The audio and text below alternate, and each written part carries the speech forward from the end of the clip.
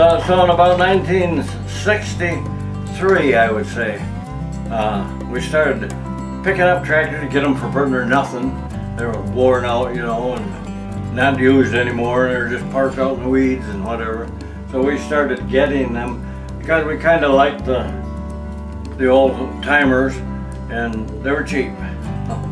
So we started dragging them in here, and with no thoughts that they might be worth something someday. The next one is a Rumely Roller. As far as we know, it was the only one ever built. All I've got is what we assume. You got a big roller in front, and it had a tendency when you're trying to roll down stuff, it would just push stuff ahead of it. So then they took and put a bigger roller on the front so it'd go over top of stuff. And then it looks so ridiculous, I don't think they built another. That's my opinion. And I gotta be wrong, you know. All right. Another one of one, folks. Another one of one. This tractor has great provenance.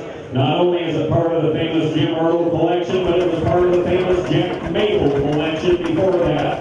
This tractor's roots can be traced all the way back to the Frank Miller Museum, which was just outside of LaPorte, Indiana. Here we go, hitting there in the Erdle Road Roller. What do we get on the how many dollars? We got 150,000, 150, 150, 150, 25, what did it say? 75,000, $80,000, 75, 80, now 90, now 90,000, 90,000, 90,000, 90,000, 90,000, 90,000, 80, 100,000, 100,000, 100,000, now 110, 110, 120, 120, 120, 110, 120, 130, 130, 130, 130, 140, 140, now 140, 140,000, 140, now 50, 150, 150,000, 150, 140, 150, 160, 160, 160, 150 on the internet, 160, 160, now 70, 170,000, 170,000, 160 to Brian, 170,000, 170,000. Don't miss it. You got one chance to buy it. 160, 170,000, 160, 170,000.